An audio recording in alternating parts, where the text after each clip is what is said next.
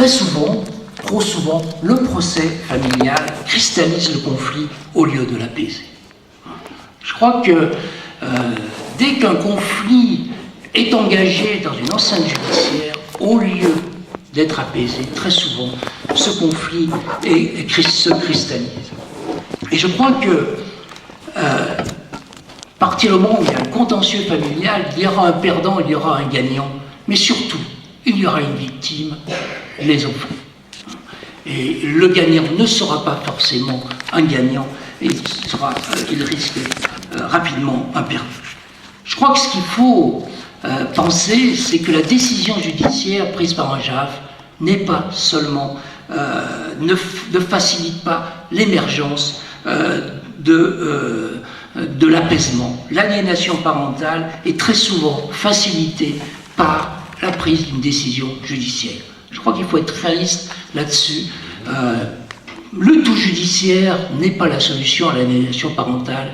Et le conflit, dans le cadre des audiences, très souvent, au lieu de pacifier le conflit,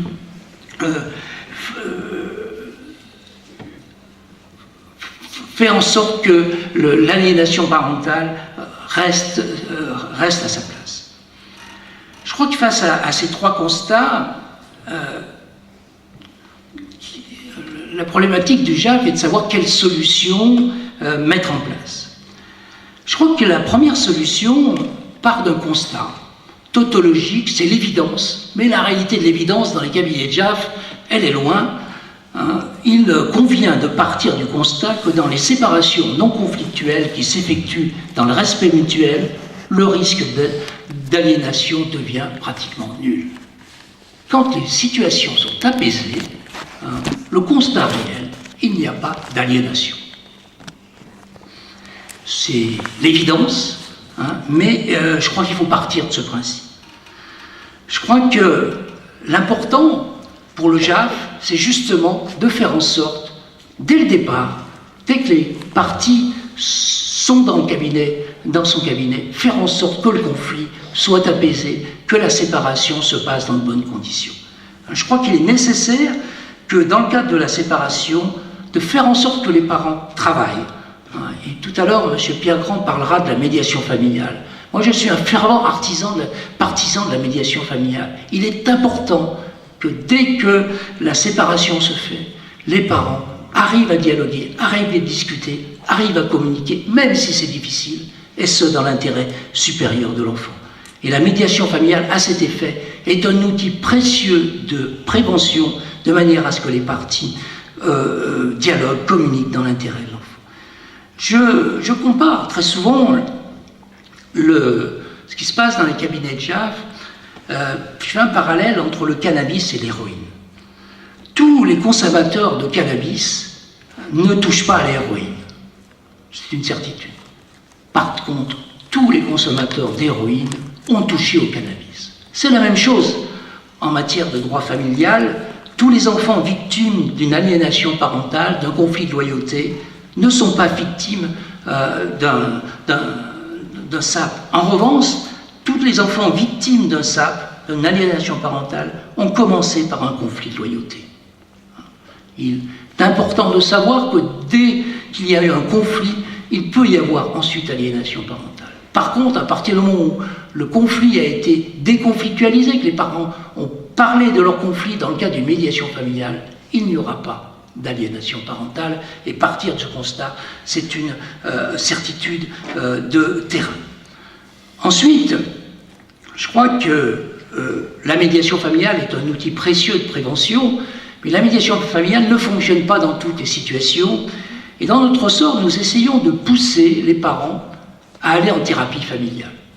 C'est vrai que la thérapie familiale n'est pas de la médiation familiale, c'est autre chose, c'est trop long, ce serait trop long pour moi pour l'expliquer, et faire en sorte que les JAF poussent les gens, incitent les parents à aller en thérapie familiale de manière à essayer de parler de leur conflit, de leur mode de fonctionnement dans le cadre d'une séparation, c'est un outil très intéressant.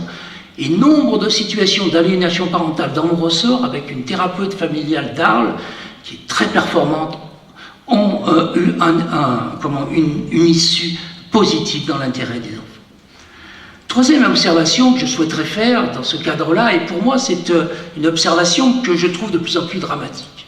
Actuellement, la solution quand il y a conflit entre les parents, audition de l'enfant. C'est-à-dire que dès que les parents ne se parlent plus, ne communiquent pas, on met en avant l'enfant, et l'enfant, vous le savez, doit être entendu. À partir du moment où il demande à être entendu, le juge ne peut pas faire autrement que de l'entendre. Et les parents, au lieu d'essayer de discuter, d'apprendre à discuter, à communiquer, envoient en pôle position l'enfant, de manière à ce que l'enfant puisse trouver la solution et aide les adultes et les juges à trouver des solutions. Alors, l'audition de l'enfant est une très bonne chose dans le principe. C'est très protecteur de l'enfant. Mais l'utilisation qui est faite actuellement de l'audition de l'enfant par nombre de parents, notamment qui sont dans le conflit, qui sont dans l'aliénation parentale, est destructeur de l'enfant. On met l'enfant en pôle position, les parents continuent leur conflit avec leurs avocats et on met en avant l'enfant. Et on utilise ensuite la parole de l'enfant contre l'autre. La systématisation actuellement constatée de l'audition de l'enfant, très souvent, fige les relations entre les parents. Et l'apparent aliénant devient de plus en plus aliénant, et celui qui est aliéné est de plus en plus aliéné.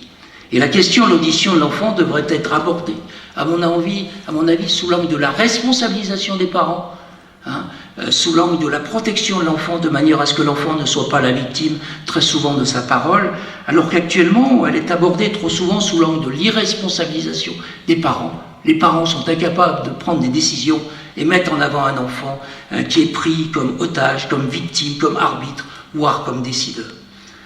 Et l'expérience démontre qu'actuellement, dans les juridictions, dans le judiciaire, on prend les problèmes à l'envers. Le juge apporte des solutions au litige avant de régler le conflit. Or, avant de régler un litige, avant de trouver des solutions, on devrait d'abord apprendre à régler le conflit, les non-dits, la souffrance des gens. Or, actuellement, on apporte des solutions, on règle le litige sans régler le conflit. Et savez-vous que 3 divorces sur 5 en consentement mutuel reviennent en après-divorce et qu'il y a des aliénations parentales dans le cadre des divorces par consentement mutuel, tout simplement parce que le conflit n'a jamais été réglé. De même, le juge fait travailler l'enfant dans le cadre de l'audition de l'enfant, mais ne fait pas travailler les parents. La médiation familiale est un processus volontaire, et à partir du moment où les parents refusent d'aller en médiation familiale, ils peuvent ne pas y aller. Par contre, un mineur qui demande à être entendu, le juge, à partir du moment où l'enfant est doué de discernement, l'enfant doit à tout prix être entendu. Je crois que, autre observation par rapport au fonctionnement du judiciaire, on attend tout du judiciaire actuellement dans le cadre de l'aliénation parentale. Et on nous dit surtout, il n'y a qu'à placer l'enfant chez le parent aliéné, il n'y a qu'à placer l'enfant et le détacher du parent aliénant. C'est pas comme ça qu'on résout les problèmes. Je crois qu'il faut... Moi, ma première vérité, c'est l'intérêt de l'enfant. Je ne suis avec vous aujourd'hui que parce qu'il y a l'enfant dans le cadre des séparations. Et je crois qu'il faut, dans le cadre des situations violentes d'aliénation parentale, je crois qu'il faut proscrire les solutions brutales qui ne tiennent pas compte de la souffrance de l'enfant. Je crois qu'il ne faut pas ajouter à la violence du conflit la violence institutionnelle. Le juge n'est pas là pour installer de la violence. Il est là pour essayer d'éviter que la violence s'installe. Et je crois que les solutions brutales doivent être écartées et nous devons prendre notre temps et faire en sorte d'être efficaces dans l'intérêt de l'enfant et dans l'intérêt des parents. Et je crois que la solution, dans le cadre des situations d'aliénation parentale difficiles, dures, passe par un travail partenarial. Je crois qu'il ne faut pas tout attendre du juge. Il ne faut pas tout attendre.